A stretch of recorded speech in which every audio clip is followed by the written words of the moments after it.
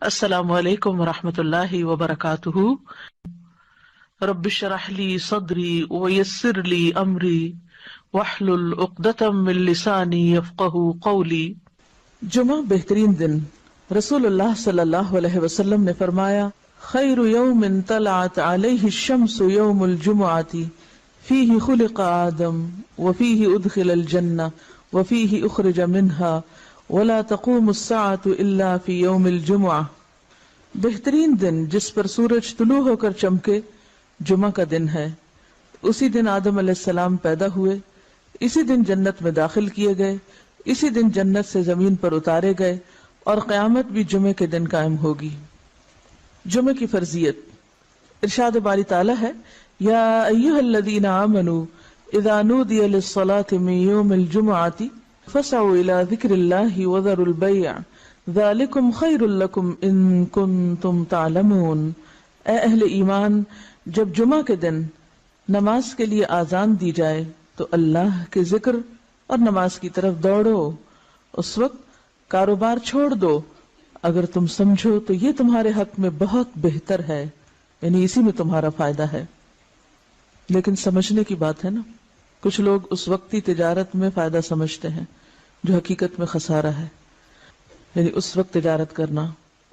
یا اس وقت دنیا کے کام کرتے رہنا اور اللہ کی پکار پر لبیک نہ کہنا۔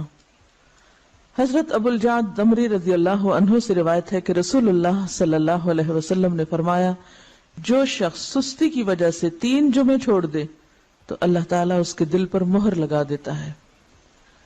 آپ صلی اللہ علیہ وسلم نے فرمایا، لوگ جمعہ چھوڑنے سے باز آ جائیں ورنہ اللہ تعالیٰ ان کے دلوں پر مہر لگا دے گا، پھر وہ غافل ہو جائیں گے۔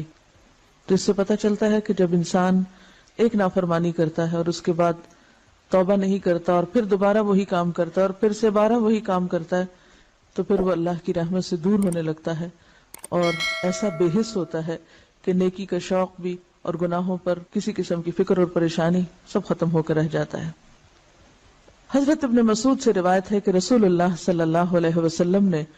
ان لوگوں کے گھروں کو جو جمعہ سے پیچھے رہ جاتے ہیں جلا دینے کا قصد کیا، یعنی یہ ارادہ کیا کہ ان کے گھر ہی جلا دیے جائیں۔ جمعہ کا چھوڑنا بہت بڑا گناہ ہے، اس پر شدید وعید ہے، لہذا ہر مسلمان پر جمعہ پڑھنا فرض ہے، اس میں ہرگز سستی نہیں کرنی چاہیے۔ جب خطیب ممبر پر چڑھے اور آذان ہو جائے تو سارے کاروبار حرام ہو جاتے ہیں۔ جمعہ کے متفرق مسائل۔ نمبر 1، رسول اللہ صلی اللہ علیہ وسلم نے فرمایا، جس کا اللہ اور آخرت کے دن پر ایمان ہے اس پر جمعہ فرض ہے۔ مریض، مسافر، عورت، نابالغ لڑکا اور غلام جمعہ کی فرضیت سے مستثنی ہے، یعنی ان پر جمعہ فرض نہیں، اگر چاہیں تو پڑھ لیں، نہیں تو ظہر کی نماز بھی کافی۔ نمبر 2، نبی صلی اللہ علیہ وسلم نے فرمایا، جو شخص جمعہ کے روز خوب اچھی طرح نہائے اور پا پیادہ یعنی پیدل مسجد میں جائے، امام کے نزدیک ہو کر دل جمی سے خطبہ سنے، یعنی ادھر ادھر غفلت کے ساتھ نہیں بلکہ پوری توجہ کے ساتھ اگلی صفوں میں بیٹھ کر، اور کوئی لغو بات نہ کرے، تو اس کو ہر قدم پر 1 برس کے روزوں کا اور اس کی راتوں کے قیام کا ثواب ہوگا، یعنی اتنا فضیلت والا عمل ہے اگر کوئی شخص پوری توجہ اور محبت اور شوق کے ساتھ کرے۔ حضرت سلمان فارسی رضی اللہ عنہ سے روایت ہے کہ رسول اللہ صلی اللہ علیہ وسلم نے فرمایا، جو شخص جمعہ کو نہائے اور جس قدر پاکی حاصل ہو سکے کرے، یعنی اپنے جسم کی بھی صفائی، اپنے بالوں کی، ہر چیز کی، پھر تیل یا اپنے گھر سے خوشبو لگائے جو بھی میسر ہو، یعنی تھوڑا اہتمام کے ساتھ نکلے، اور مسجد کو جائے، وہاں 2 آدمیوں کے درمیان راستہ نہ بنائے، یعنی لوگوں کی گردنیں نہ پھلانگے یا ان کو پریشان نہ کرے آگے جانے کے لیے، یعنی جہاں جگہ ملے وہیں بیٹھ جائے، پھر اپنے مقدر کی نماز پڑھے، پھر دوران خطبہ خاموش رہے، تو اس کے گزشتہ جمعہ سے لے کر اس جمعہ تک کے گناہ بخش دیے جاتے ہیں۔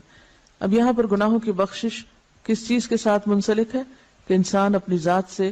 کسی کو تکلیف نہ دے، یعنی صرف اتنا نہیں کہ آپ خود شوق سے چلے ہیں نیکی کرنے، عبادت کرنے، اور اپنے شوق میں دوسروں کے لیے باعث اذیت ہیں، ایسا نہیں ہونا چاہیے۔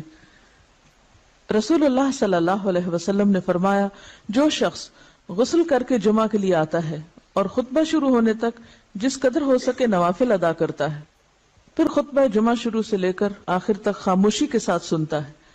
تو اس کے گزشتہ جمعہ سے لے کر اس جمعہ تک اور مزید 3 دن کے گناہ معاف کر دیے جاتے ہیں۔ حضرت عبداللہ بن عباس رضی اللہ عنہ فرماتے ہیں مسجد نبوی کے بعد جو سب سے پہلا جمعہ پڑھا گیا وہ بحرین کے گاؤں جوافہ میں عبد القیس کی مسجد میں تھا۔ اس سے کیا پتہ چلتا ہے کہ جمعہ صرف بڑے شہر میں نہیں بلکہ گاؤں وغیرہ میں بھی پڑھا جا سکتا ہے، یا جہاں بھی لوگوں کی آبادی ہو اکٹھے رہتے ہوں وہاں پر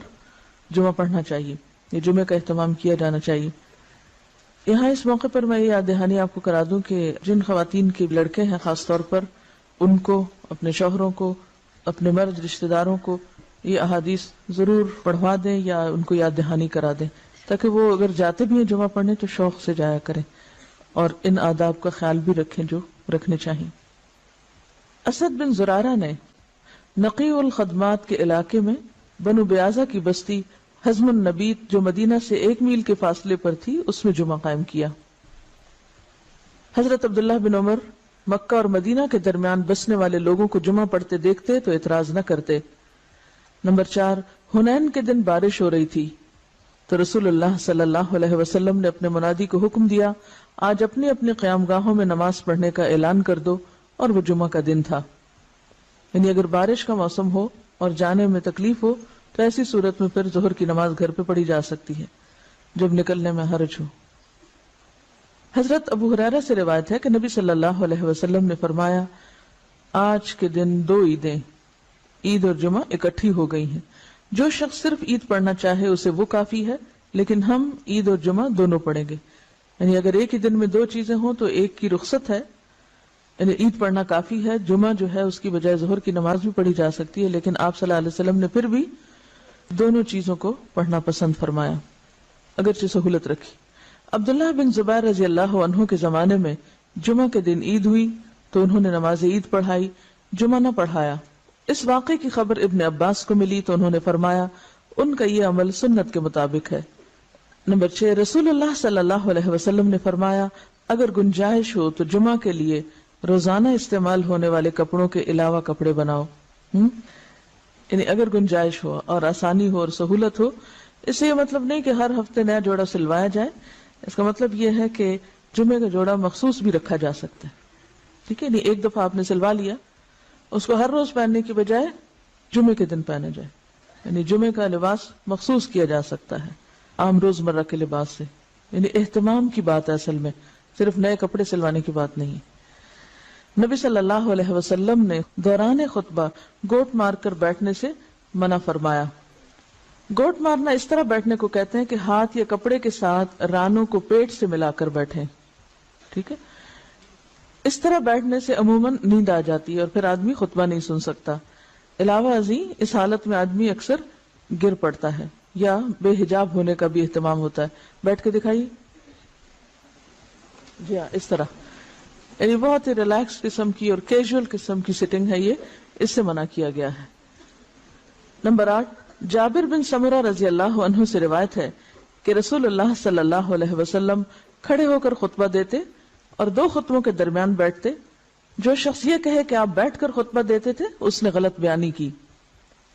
حضرت کعب بن عجرہ سے روایت ہے کہ وہ مسجد میں داخل ہوئے اور عبد الرحمن ابن ام الحکم بیٹھے ہوئے خطبہ دے رہے تھے۔ کعب نے کہا اس خبیث کی طرف دیکھو، بیٹھے ہوئے خطبہ دیتا ہے، حالانکہ اللہ تعالیٰ فرماتے ہیں وَإِذَا رَأَوْا تِجَارَةً أَوْ لَهْوًا انفضوا إِلَيْهَا وَتَرَكُوكَ قَائِمًا، اور جب یہ لوگ کوئی سودا بکتا دیکھتے ہیں یا کوئی تماشا دیکھتے ہیں تو اس کی طرف بھاگ اٹھتے ہیں